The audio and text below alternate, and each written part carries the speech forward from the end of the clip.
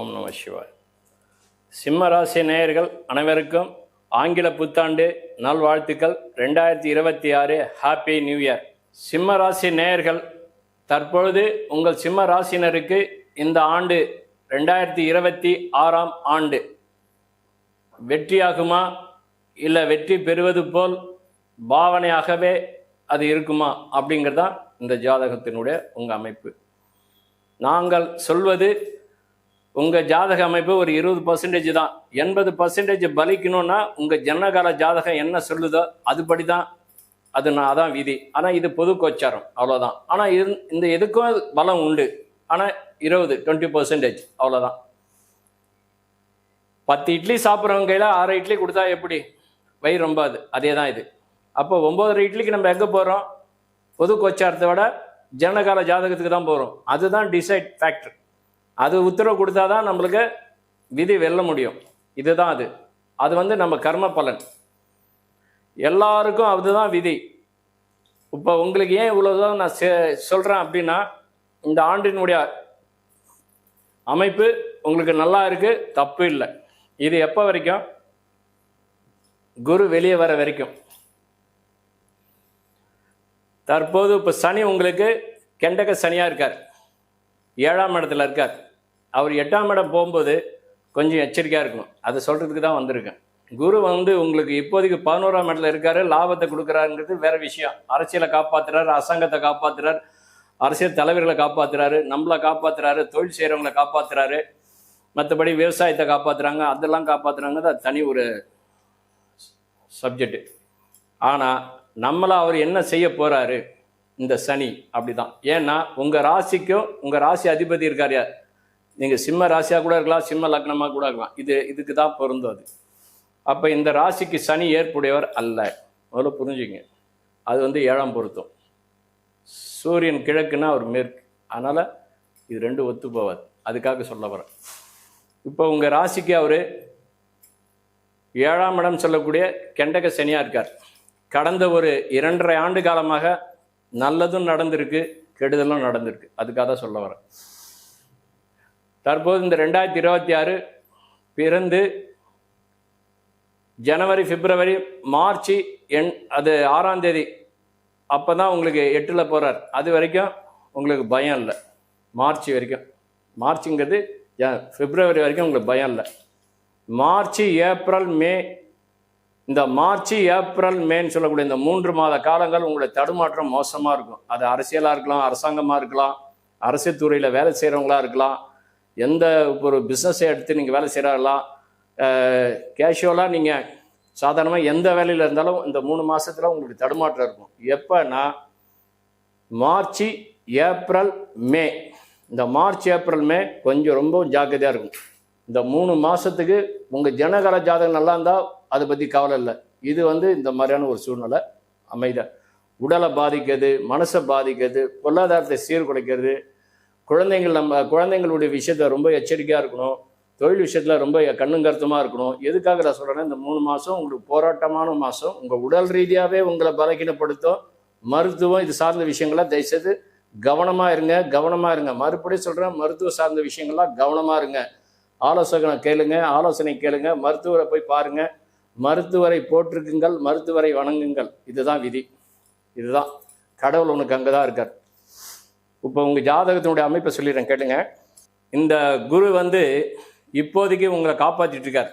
இருந்தாலும் பணம் படைத்தவர்கள், முதலாளிகள், அரசியல் துறையில் இருக்கிறவங்க, படிக்கிறவங்க, அந்த இது சார்ந்த விஷயங்கள் ஒரு சிறப்பாக போனால் கூட மாணவர்கள்லாம் எப்படின்னா பின்தங்குற மாதிரி ஒரு சூழ்நிலை இருக்குது. எப்போனா குரு உங்களுக்கு மாறி 12க்கு வரும்போது, இப்போ லாபஸ்தானத்தில் இருக்கார், அதனால் கவலை இல்லை. இது 12க்கு மாறி வரும்போது கொஞ்சம் எச்சரிக்கையாக இருக்கணும். அதுக்காக தான் சொல்ல வரேன். ஏன்னா இந்த 2026ங்கிறது உங்களுக்கானது அல்ல. அந்த 3ஆவது மாதத்துலேருந்து கொஞ்சம் ஜாக்கிரதையாக இருங்க, பயணிங்க. அதுதான் சனி போன பிறகு ரொம்ப எச்சரிக்கையாக இருக்கணும். ஏன்னா குருவோட பார்வை சனி மேலேயும் கிடைக்கல. அதுக்காக தான் சொல்ல வரேன். இந்த 3 மாதம் அதுக்கு அடுத்தது தான் உங்களுக்கு குருவோட பார்வை சனி மேலே கிடைக்குது. அது வரைக்கும் உங்களுக்கு இந்த தொல்லை தான். சிம்ம ராசி நேயர்கள் எல்லாருக்குமே இந்த ஆண்டினுடைய பலன் என்னன்னா, விநாச காலம், விபரீத புத்தி. நல்ல ஒரு இதை எடுக்க மாட்டீங்க, டெசிஷன் எடுக்க மாட்டீங்க. கைக்கு வந்தது தவறு விட்டுருவீங்க. இது எதுவாக இருந்தாலும், பூர்வீகமாக இருந்தாலும், நீங்கள் வேலை செய்யக்கூடிய இடம் எதுவாக இருந்தாலும் இதுதான் பலன். அதாவது உங்கள் ராசிக்கு 11ல் இருந்து குரு வந்து உங்கள் ராசியை பூர்வ புண்ணியம் சொல்லக்கூடிய 5ஆம் இடத்தை பார்க்குறார். பலம், புத்திரர்களுடைய அமைப்புகள் நல்லா இருக்கு, புத்திரர்கள் நல்லா இருப்பாங்க, பூர்வீகம் நல்லா இருக்கும், உறவுகள் நல்லா இருக்கும், அதில் எந்த மாற்று கருத்தும் இல்லை. அதுக்கு அடுத்தது குரு எங்கே பார்க்குறான்? தன்னுடைய 9வது பார்வையாக உங்கள் ராசிக்கு 7ஆம் இடம் சொல்லக்கூடிய கலத்திர ஸ்தானத்தை பார்க்குறார். கலத்திரம் என்பது உங்களுடைய கம்யூனிகேஷன் நெட்வொர்க்குன்னு சொல்லக்கூடியது. கணவன் மனைவி உறவு, திருமணம் ஆகாதவங்க திருமணம் ஆகும், இது சார்ந்த விஷயங்கள் எல்லாமே அதுக்குள்ளே தான் அடங்கியிருக்குது. மனைவி வந்த பிறகு மனைவி கூட பார்ட்னர், தொழில், மனைவியோடு சேர்ந்து தொழில் பண்ணுறது, அதனால் வருமானம் ஈட்டுறது, அதனால் குடும்பத்தை பெருக்கிறது, குடும்பத்தை பெருத்து குழந்தைங்கள், குடும்பம், தன்னுடைய சமுதாயம், தன்னுடைய வளர்ச்சி, தன்னுடைய நன்மை, இது எல்லாமே மனைவி வந்த பிறகு உங்களுக்கு கிடைக்கும். ஒரு சிலருக்கு விட்டு போன சில திருமணம்லாம் இருக்குது பார்த்தீங்களா, பேசிலாம் எல்லாமே வந்திருப்பாங்க, ஏதோ ஒரு காரணத்தினால விட்டுருப்பாங்க. ஏன்னா 7ஆம் இடத்துல சனியும் ராகுவும் வேற இருக்கார். இப்போ ராகு சனி கேது, இந்த ராகுவும் கேதுவும் எப்போ வெளியே போகிறாருன்னா உங்களுக்கு இந்த மாதம் டிசம்பரில் தான் வெளியே போகிறாங்க. அதனால் இந்த ஆண்டு பூராவாக அந்த யோக பலனை அவங்க கொடுப்பாங்க. எப்படி கொடுப்பாங்கன்னா, இப்போதைக்கு உங்களுக்கு குரு வந்து சனியை பார்த்துட்டு இருக்கார், அதனால் இப்போதைக்கு அந்த பலனை கொடுத்துட்டு இருக்கார். ராகுவால் குறுக்கீடு இல்லை. அதனால தான் சொல்ல வரேன், கணவன் மனைவி உறவுலாம் நல்லா இருக்குது, சந்தோஷமாக இருக்குது.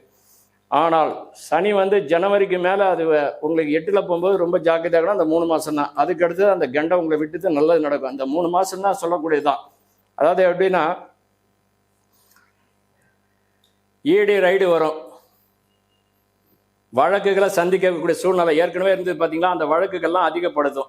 இது அரசியல்வாதியாக இருந்தாலும் சரி, லஞ்சம் வாங்கின அதிகாரிகளை யாராக இருந்தாலும் இதுதான் இந்த அமைப்பு. இதில் வந்து சில பேர் வந்து சிக்காமல் பார்த்துக்குங்க. ஏன்னா தவறு செய்யாமல் இருக்கிறது நல்லது, அவ்வளோதான் என்னை பொறுத்த வரைக்கும். தனக்கு என்ன கிடைக்கணுமோ அது கிடைக்கும் ஜோடி ரீதியாகவே. 1. 2வது, கட்சியில் சீட்டு கொடுத்தா, அரசியல் தலைவர்கள் யாராக இருந்தாலும் கட்சியில் சீட்டு கொடுத்தா இந்த காலகட்டத்தில் தயவுசெய்து வாங்காதீங்க. எப்போ? மார்ச்ல இருந்து வாங்காதீங்க. மார்ச், ஏப்ரல், மே, ஜூன் இதில் சீட்டு கொடுத்தா வாங்காதீங்க. கட்சியில் பதவி கொடுத்தா வாங்குங்க. ஏன்னா உங்கள் பொருளாதாரம் தான் இருக்குது. இல்லை கட்சியில் சீட்டு கொடுக்குறாங்க, வேறு வழி இல்லை, வாங்கி தான் ஆகணும்னா உங்கள் ஜனகால ஜாதகம் நல்லா இருந்தால் வாங்குங்க. ஜனகால ஜாதகம் கை கொடுக்கலன்னா தயவு செய்து கையை 2த்தையும் எடுத்து கும்பிட்டுட்டு நமசிவாயன்னு சொல்லிட்டு வெளியே வந்துடுங்க. இதுதான் பொருளாதாரம் போயிடும். எதிர்பார்த்த வெற்றி என்பது கிடைக்காது. இதுதான் அமைப்பு. அது எந்த அரசியல் தலைவராக இருந்தாலும் சரி, அதிமுக இருக்கட்டும், திமுக இருக்கட்டும், கம்யூனிஸ்டாக இருக்கட்டும், யாராக இருந்தாலும் இதுதான். வருமுன் காப்போம். பயமுறுத்ததுக்காக சொல்ல, உங்கள் ஜாதகம் உங்களுக்கு நம்பிக்கை இருந்தால் உங்கள் ஜாதகத்தை பார்த்துக்குங்க. உங்களுடைய ஜோசியர் இருப்பார், குடும்ப ஜோசியர், அவரை வச்சும் பார்த்துக்குங்க. அதுக்கு அடுத்தது இந்த விநாச கால விபரீத புத்தின்ற பார்த்தீங்களா, இது வந்து எப்படின்னா உங்களை பின் தொடர்ந்துகிட்டே இருக்கும். உங்கள் நினைவை மாற்றும், உங்கள் மனசை மாற்றும். 1. அதுக்கு அடுத்தது இந்த குரு உங்களுக்கு 12ஆம் இடம் வரும்போது தன் வீட்டை அதாவது உங்கள் பூர்வீக புண்ணிய ஸ்தானத்துக்கு மறைஞ்சிருவார். 2 ஆதிபத்தியத்துக்கு ஒரு ஆதிபத்தியத்தை மறைஞ்சிருவார். ஆனால் 8ஆம் இடத்தை பார்க்கறது வேஸ்ட் தான். அதில் வரக்கூடிய பிரச்சனைகளை முடிப்பாரே தவிர வெற்றியை கொடுக்க மாட்டார். எப்போ? 7வது மாதத்துலேருந்து. ஆனால் நெருடல்கள் அதிகமாகும், உள்பூசல் நிறையா இருக்கும். எல்லாமே இந்த அரசாங்கத்துலேயும் இப்படி தான். நீங்களாக போய் பதவியை வந்து அரசாங்கத்தில் வேலை செய்கிறவங்க நீங்களாக போய் டிரான்ஸ்ஃபர் வந்து கேட்காதீங்க. டிரான்ஸ்ஃபர் இப்போதைக்கு வேண்டாம், அவங்களா கொடுத்தா வாங்கிக்கங்க. நீங்களாக போனீங்கன்னாக்கா வலு அதிகமாக இருக்கும், உங்களால் போராட முடியாது. அதனால் யோசித்து செய்யுங்க. மற்றபடி வேறு சிம்மத்தை பாதிக்கிற அளவுக்கு சனியால் எதுவுமே செய்ய முடியாது. குரு பார்வையில் மாட்டிக்கிட்டார், நல்லதாக செய்வார். வருமானத்துக்கு பிரச்சனை இல்லை. புதிய ஒன்று ஆரம்பிக்கணும், தொழில் ஆரம்பிக்கணும், இதை செய்யணும்னா இப்போதைக்கு வேண்டாம். ஏற்கனவே திருமணம் தடைப்பட்டது, இப்போ திருமணம் ஆகிடும். கணவன் மனைவி உறவு நல்லா இருக்கும், சந்தோஷம் இருக்கும், அதில் எந்த குறைபாடும் இருக்காது. புதுசாக இந்த சனி வெளியே போயிட்டு பண்ணணும்னா கொஞ்சம் யோசிச்சு செய்யுங்க. தசை நல்லா இருந்தால் செய்யுங்க. இதுதான். ஓம் நம சிவாயம்.